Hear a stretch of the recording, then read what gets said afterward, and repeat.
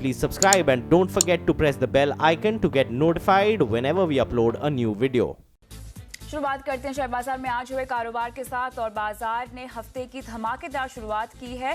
हमने देखा कि सेंसेक्स ने आज डबल सेंचुरी लगाई। निफ्टी की बात करें 10,700 के बेहद करीब जाके आज ये बंद हुआ है और विस्तार से बाजार की हाईलाइट पे बात करते हैं। मेरे साथ जुड़ रही हैं सहयोगी हर्षिता सावंत और कल बाजार की नजर कहाँ रहेगी विस्तार से बात करेंगे सहयोगी हेमंत खई से। लेकिन हर्षिता, आज के बाजार में हमने सबसे ज्यादा एक्शन ये बताया कहाँ देखा, किन स्टॉक्स और शेयरों में? देखिए, सेक्टर्स में तो वही थे, फार्मा, बैंक और ऑयल कंपनियां जिनमें सबसे ज्यादा एक्शन देखने को मिला। और फार्मा कंपनियों में आप ध्यान दें तो सन फार्मा के नतीजे आए, दमदार तेजी बनी, मार्जिन एक्सपेंशन हुआ। इसका फायदा स्पार्क जो कंपनी की सब्सिडरी है उसको भी मिला। इसका असर लुपिन, टोरेंट फार्मा जैसे ट्रेड्स पर भी दिखाई दिया जो 4 से 5% आज बढ़े हैं, भागे हैं। कच्चा तेल नरम हो रहा है लेकिन एचपीबीपी आईओसी में अब भी तेजी है। तेजी की वजह यही है कि तेल की गिरावट के बावजूद पेट्रोल और डीजल के दाम अभी भी बढ़ रहे हैं और यहां पर हम देख रहे हैं इसी के चलते लोगों ने तेजी की। आज कुछ गैस कंपनियां भी भागी हैं जिसमें एमजीएल शामिल था यानी कि महानगर गैस। दूसरी तरफ बैंकिंग शेयर में तेजी रही। Oriental bank of commerce, Punjab national bank, Indian bank, union bank जैसे सरकारी बैंकों में दमदार खरीदारी। इंडेक्स पर आए तो एनबीएफसी प्ले में, इंडिया बुल्स हाउसिंग फाइनेंस भागा, यूपीएल में खरीदारी, एलएनटी नंबर्स के पहले काफी जोश में और कोल इंडिया में भी 3% तक का उछाल बना। नतीजे जो आए, एनटीपीसी का परफॉर्मेंस ठीक था 1.5% ऊपर, लेकिन जीएनए एक्सेल की प्रदर्शन काफी बेहतर रही है इस तिमाही में। 30% से ज्यादा का फायदा प्रॉफिट में, 10% भागा शेयर। पिरामल एंटरप्राइजेस ने भी आउट परफॉर्म किया तो 2-2.5% तक की तेजी बनी। मिड कैप में भी ये रैली देखी गई। एविएशन कंपनियों में जेट भागा, पावर फाइनेंस कॉर्पोरेशन में तेजी आई, डेल्टा कॉप, जस्ट डायल जैसे काउंटर्स भागे हैं आज। हालांकि एक स्टॉक था इस चढ़ते बाजार में जो औंधे मुंह गिरा, वो था मनपसंद बेवरेजेस। दरअसल कंपनी के ऑडिटर्स ने अपने हाथ पीछे खींच लिए, उन्होंने क्विट किया है और उसके बाद ये स्टॉक लोअर सर्किट पर खुला और वहीं पर टिका रहा। हालांकि मैनेजमेंट ने आकर सफाई दी कि जल्द वो नतीजों के लिए अगली डेट तय करेंगे। एक नया ऑडिटर तय कर लिया गया है लेकिन स्टॉक में किसी तरह की रिस्पाइट नहीं। लेकिन कुल मिलाकर आज के ट्रेड में हमने देखा है जो मैक्रो फैक्टर्स हैं, कच्चा तेल, रुपया, मॉनसून, यही 3 चीजें थी जिन्होंने बाजार में और बढ़त कमाई है। बिल्कुल, लेकिन हेमंत ये बताएं कि अब ग्लोबल ट्रिगर्स के लिहाज से बाजार की नजर कहां रहेगी और क्या-क्या एक्शन हम देख सकते हैं? यार ट्रम्प के ट्वीट पर तो रखिएगा नजर। और आज जिस खबर पर अमेरिका के बाज़ारों को रिएक्शन देना है वो ये कि नॉर्थ कोरिया और यूएस के बीच जो वार्ता होनी है वो दरअसल हो रही है। इसके अलावा नज़र रहेगी दरअसल कि एलएनटी के नतीजों के बाद कल एलएनटी के शेयर में किस तरह की रिएक्शन देखने को मिलता है। कई कंपनियां हैं जिनके नतीजे कल आने वाले हैं। आज भी आप देखिए पीएसयू कंपनियों का दिन था, करीब दर्जन भर पीएसयू कंपनियों ने अपने परिणाम पेश किए और कल भी करीब 6 पीएसयूज हैं जिनके नतीजे आने वाले हैं। एलएनटी के बाद भेल किस तरह से प्रदर्शन दिखाता है इस पर नज़र होगी। बीईएल, बीपीसीएल, कोल इंडिया, आईओबी, एमएमटीसी, पावर ग्रिड, लंबी लिस्ट है उन पीएसयूज की जिनके परिणाम कल निकल कर आएंगे और इसके बाद 2 दिन और परिणामों का सिलसिला जारी रहेगा और परिणाम आना हो जाएंगे बंद। लेकिन बहुत सारे और स्टॉक्स भी हैं पीएसयूज के अलावा, जैसे कि एमएनएम, इसके ऊपर रहेगी नज़र। पिछले कुछ दिनों से बहुत दमदार प्रदर्शन दिखा रहा है, पिछले कई दिनों से ठंडा प्रदर्शन दिखा रहा है एक स्टॉक का डिश टीवी। इसके नतीजों के ऊपर कल सबकी निगाहें टिकी रहेंगी और दर्जनों मिड कैप्स हैं जिनके परिणाम कल आएंगे। तो बहुत ही अर्निंग्स हैवी दिन कल होने वाला है क्योंकि 30 तारीख से पहले सबके नतीजे आ जाएंगे। तो कल सेकंड लास्ट डे होगा टेक्निकली कंपनियों के नतीजे पेश होने के लिए। शुक्रिया आप दोनों का इस पूरे मार्केट राउंडअप के लिए और मिलते हैं हमारे आज के मेहमान से। आज हमारे शो पे आपको तमाम सलाह देने के लिए मौजूद हैं जियोजीत फाइनेंशियल सर्विसेज के गौरांग शाह। गुड इवनिंग गौरांग, कैसे हैं आप? और हफ्ते की धमाकेदार शुरुआत हम कह सकते हैं। बहुत बहुत शुक्रिया कविता जी और शुभ संध्या आपको भी हमारे तरफ से। तो शुरुआत अच्छी हुई है, आगाज हफ्ते का अच्छा हुआ है, लेकिन देखना ये जरूरी होगा कि एक्सपायरी वाला हफ्ता है ये भी नहीं भूलना चाहिए। उठापटक वोलेटिलिटी मेरे ख्याल से आने वाले 2-3 दिन में रहेगी। नतीजे जो भी आए हैं अभी, जिस तरीके से गई साहब भी जिक्र कर रहे थे, एलएनटी के नतीजे हमारे मुताबिक उम्मीद से बेहतर थे, और खास करके जो ऑर्डर इनटेक में हमने ऊपर के तरफ के दायरे देखे हैं, उसके फलस्वरूप मेरे ख्याल से थोड़ी बहुत री-रेटिंग ऊपर की तरफ भी हो सकती है स्टॉक के टारगेट्स की।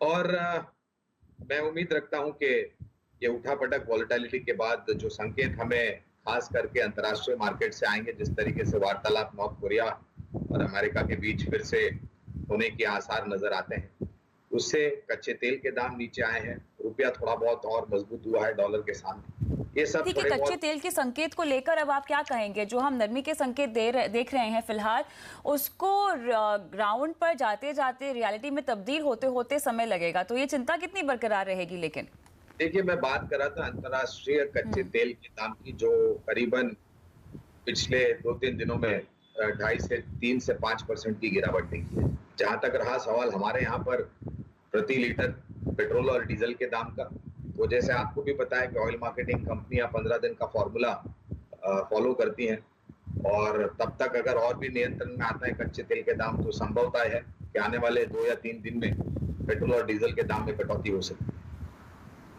ओके, लेकिन अब क्योंकि इस हफ्ते में हम उतार चढ़ाव की उम्मीद कर रहे हैं, ऐसे में अब ये बताएं कि नज़र नतीजों पर रहेगी और इसके अलावा कहां पर वैल्यू बाइंग की जा सकती है?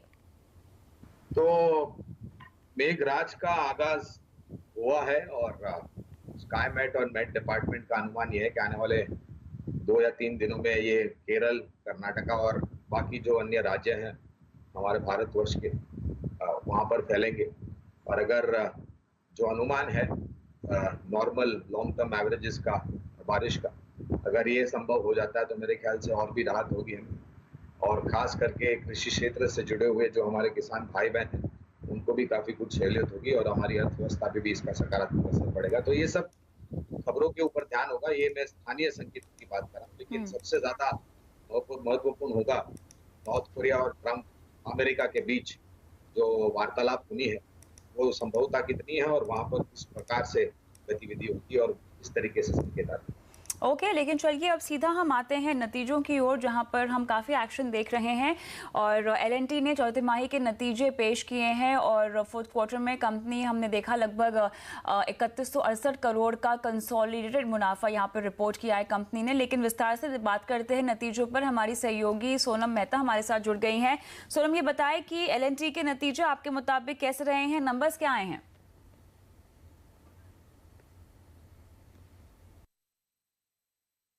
L&T ने बेहतरीन तिमाही नतीजे घोषित किए हैं। मार्जिन आउट परफॉर्मेंस दिखाई दे रहा है। 12.5% के मार्जिन की एक्सपेक्टेशन थी, उसके बदले कंपनी ने 13.2% के मार्जिन डिलीवर किए हैं।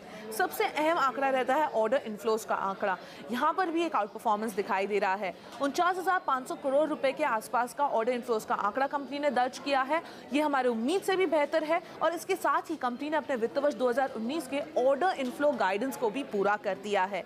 मुनाफे का आंकड़ा थोड़ा हमारे उम्मीद से बेहतर है, लेकिन जो आय का आंकड़ा है वहां पर एक मिस दिखाई दे रहा है। उम्मीद से कमजोर है ये आंकड़ा, और इसी के साथ कंपनी ने अपने वित्त वर्ष 2019 के रेवेन्यू गाइडेंस को पूरा नहीं किया है। एक मिस यहां पर आया है, लेकिन बाजार इसको ऑलरेडी जानता था कि कंपनी इस गाइडेंस को मिस करेगी, तो शायद ज्यादा निराशा हाथ ना आए। लेकिन ऑर्डर इनफ्लो का आंकड़ा जो बेहद ही मजबूत आया है, उससे बाजार डेफिनेटली खुश होता हुआ दिखाई देगा। इसके साथ ही वित्त वर्ष 2019 के लिए कंपनी ने अपना गाइडेंस दे दिया है। काफी बुलिश साउंड कर रही है कंपनी का खुद का कहना है कि एग्जीक्यूशन फ्रंट पे कंपनी का परफॉर्मेंस काफी मजबूत रहेगा, और इसलिए आय में लगभग 12 से 15% का ग्रोथ दिखाई दे सकता है। और वित्त वर्ष 2019 के लिए ऑर्डर इनफ्लोज में 10 से 12% का ग्रोथ दिखाई दे सकता है। तो गाइडेंस मजबूत है, मार्जिन मजबूत है, ऑर्डर इनफ्लोज का आंकड़ा मजबूत है, तो थम्स अप मिलता हुआ L&T के लिए।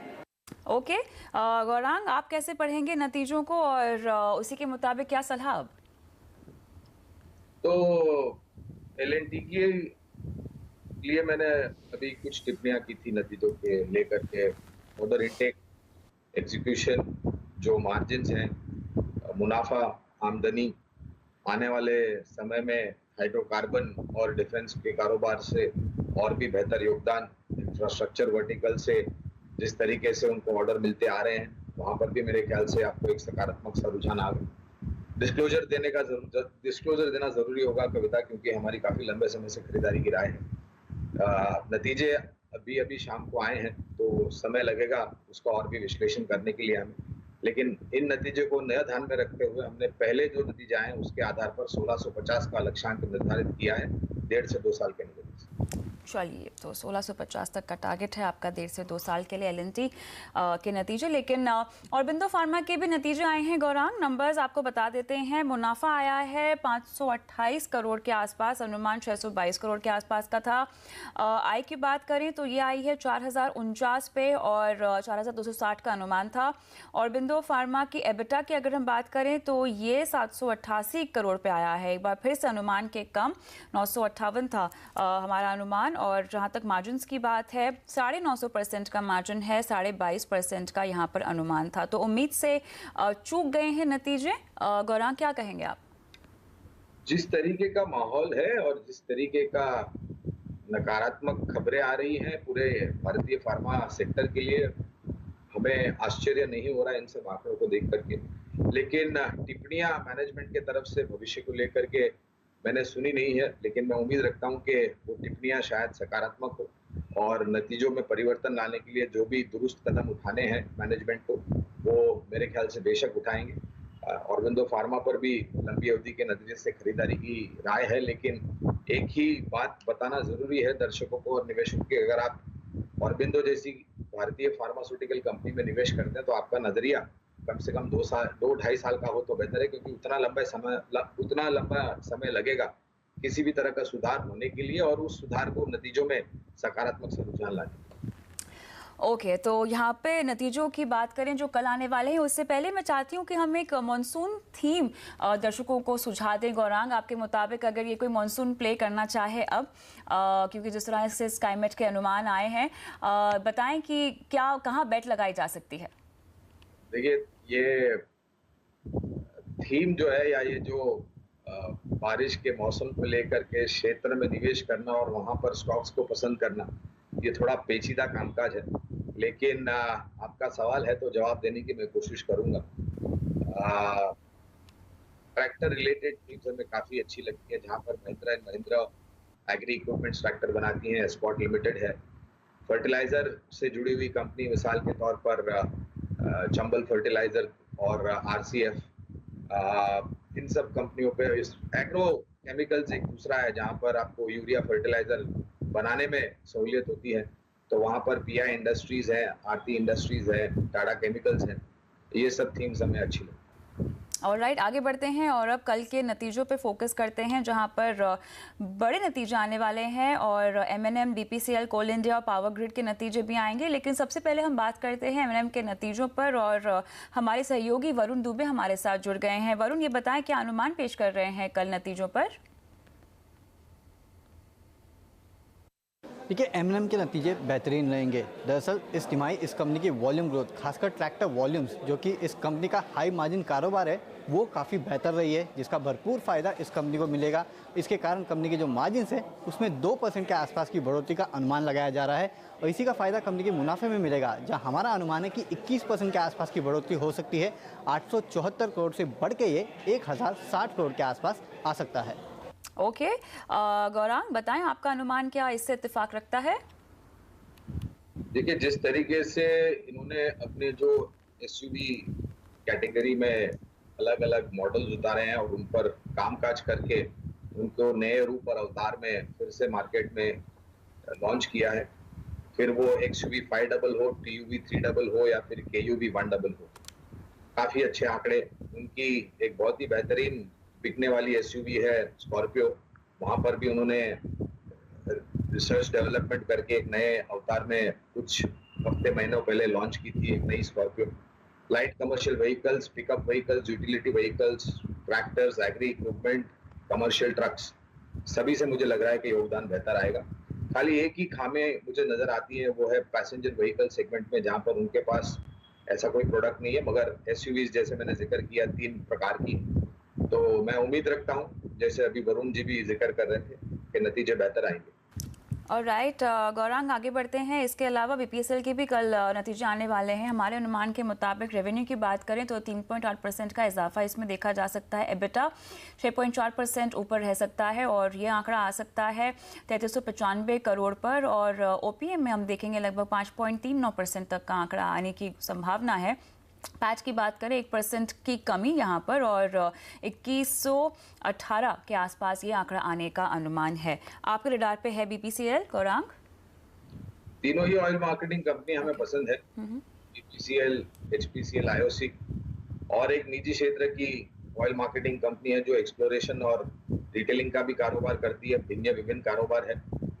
रिलायंस इंडस्ट्रीज यहाँ पर भी खरीदारी की राय है, और मुनाफा सभी ऑयल मार्केटिंग कंपनीज का मेरे ख्याल से थोड़ा बहुत बेहतर आएगा, खास करके BPCL का, क्योंकि इनके पास रिफाइनिंग कैपेसिटीज भी काफी दुरुस्त है।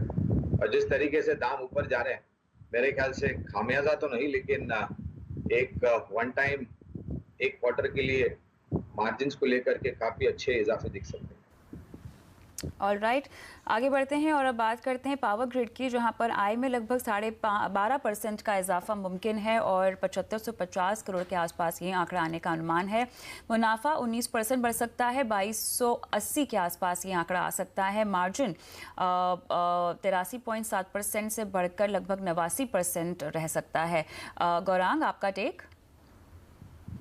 तो ऊर्जा क्षेत्र, ऊर्जा उत्पादन, ऊर्जा को ट्रांसमिशन डिस्ट्रीब्यूशन करने की सहूलियत करती है ये कंपनी, इसके साथ REC भी है। हमारी कवरेज है दोनों ही कंपनियों पर, और हम ये मानते हैं कि जिस प्रकार से सरकार की योजना है 24/7 ऊर्जा उपलब्ध कराने के लिए सभी को, दूर दराज गांव में भी ये विद्युतीकरण हो, और उस लिहाज से अगर आप क्षमता बढ़ा रहे हैं ऊर्जा बनाने के लिए, पावर जनरेशन के लिए, तो साफ जाहिर होता है कि पावर ट्रांसमिशन और डिस्ट्रीब्यूशन कंपनियों की जरूरत पड़ेगी आपको ऊर्जा पहुंचाने के लिए उपभोक्ताओं तक। उस लिहाज से, और पिछले कुछ महीनों में इन्होंने, पिछले कुछ सालों में, I beg your pardon Kavita ji, इस कंपनियों ने काफी कुछ निवेश किया है विस्तार योजनाओं में, जिसके फलस्वरूप आने वाले समय में अच्छा खासा इजाफा देख सकते हैं आप नतीजे में। खरीदारी की राय है, बशर्ते कि आपका नजरिया 2-2.5 साल। ओके, आगे बढ़ते हैं और निफ्टी स्ट्रैटेजीज की ओर रुख करते हैं, जहां पर श्रीकांत चौहान की रणनीति यहां पर खरीदारी की आ रही है और 10,590 का स्टॉप लॉस, 10,750 का टारगेट रेकमेंड कर रहे हैं। विकास तालुखे बिकवाली की रणनीति लेकर आए, 10,470 का स्टॉप लॉस, 10,570 के टारगेट के लिए। सचितानंद उतेकर खरीदारी की रणनीति दे रहे हैं, 10,640 का स्टॉप लॉस, 10,740 के टारगेट के साथ। टेक्निकल चार्ट्स पे जाते हैं, जहां मानव चोपड़ा खरीदारी की रणनीति लेकर आए हैं और इन्होंने जो है जमुना ऑटो की पिक आपके लिए रखी है, 93 का स्टॉप लॉस, 103 के टारगेट के साथ। और वायदा से फायदा में चंदन तापड़िया खरीदारी की रणनीति मारुति में लेकर आए हैं और 8580 का स्टॉप लॉस, 8850 के टारगेट के साथ। लेकिन हम आगे बढ़ते हैं, रुक करते हैं आज की वैल्यू पिक की ओर।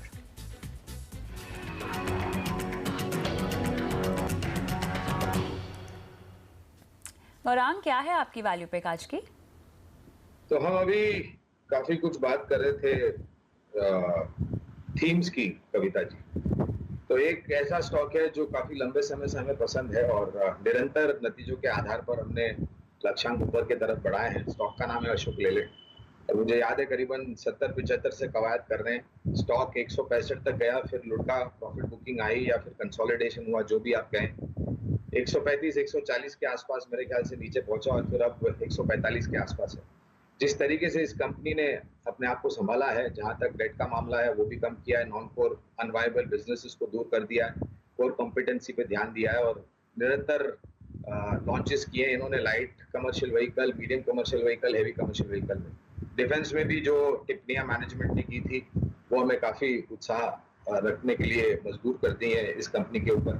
और जिस तरीके से कमर्शियल व्हीकल्स को स्क्रैप आउट करना, टनेज पर प्रतिबंध लगाना, ओवर लोडिंग को बंद करना, फ्लीट ओनर्स के तरफ से डिमांड और डिफेंस का कारोबार दुरुस्त होना आने वाले समय में ऑर्डर के तहत, इन सब चीज को ध्यान में रखते हुए हमें लग रहा है कि 175 के लक्ष्यांक मुकम्मल हो सकते हैं अगर आपका नजरिया साल 1.5 साल का। अशोक लेलैंड आपकी आज की वैल्यू पिक है। लेकिन आगे बढ़ते हैं और अब सीधा रुख करते हैं हमारे कॉन्टेस्ट चार्ट का चैलेंज की ओर।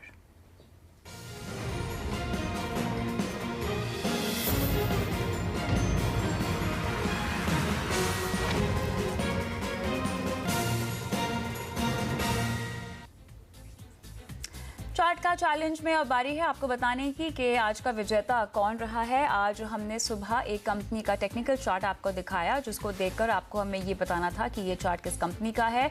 और हमारा पहला क्लू था कि इस कंपनी का भारत और अमेरिका में कारोबार है। हमारे द्वारा क्लू था कि इस कंपनी के प्रमोटर का नाम देश के 10 सबसे अमीरों में शामिल है। और इस चार्ट का सही अंदाज़ा लगाया है कोलकाता के सौम्यदीप रॉय ने। सौम्यदीप को बहुत बहुत बधाई। और हम सुबह 11 बजे पहला सौदा में उनसे बात करेंगे।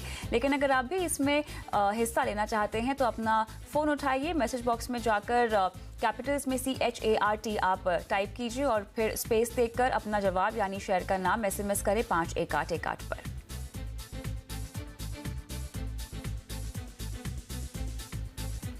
देंगे आपके सवालों के जवाब अब। और पहला सवाल लेंगे महेश का। IOC पे इन्होंने खरीदारी कर रखी है, 171.52 इनकी बाइंग प्राइस है। गौरांग, देखिए अभी हम ऑयल मार्केटिंग कंपनीज के बारे में भी जिक्र कर रहे थे और वहाँ पर स्पष्ट रूप से बताया कि लंबी अवधि का नजरिया तो ऑयल बने रहे। IOC पर अगर उसी लिहाज से लंबी अवधि का नजरिया तो बने रहे। चलिए, समय हो गया आपसे विदा लेने का। गौरांग, डिस्क्लोजर देना चाहेंगे?